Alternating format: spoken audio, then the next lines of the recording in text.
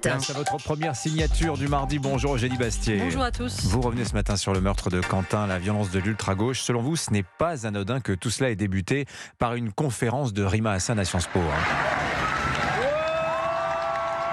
Vous entendez ce son ? Ce n'est pas l'arrivée de Julia Roberts au Festival de Cannes, mais celle de Rima Hassan à Sciences Po Lyon, à peu près au moment même où Quentin était lynché à mort.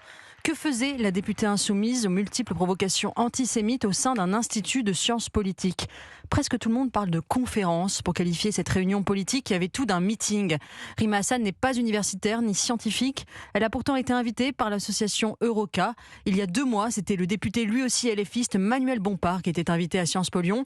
C'est pour s'opposer à cette venue à l'université que le groupe Némésis avait organisé son happening pacifique avec le slogan « Islamo-gauchiste hors de nos facs ». Rappelons que Sciences Po Paris avait interdit une conférence de Rima Hassan par crainte justement des débordements.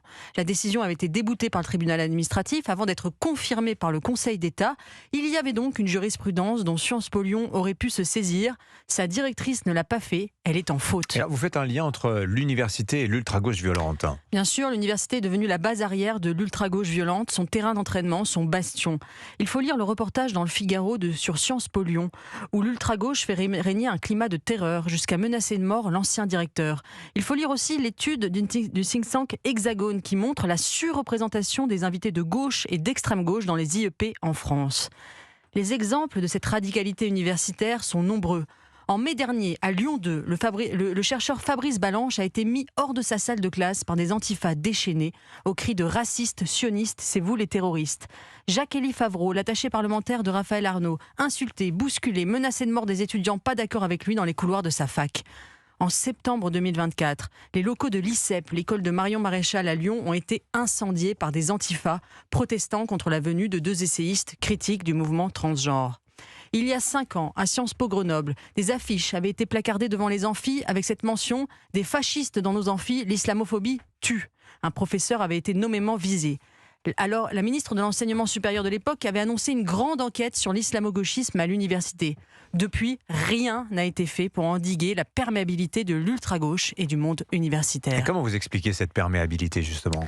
Écoutez, la mort de Quentin n'est pas sans rappeler celle de Charlie Kirk, l'influenceur conservateur américain abattu d'une balle dans la nuque par un antifa qui avait écrit sur une douille « Et fasciste, attrape ».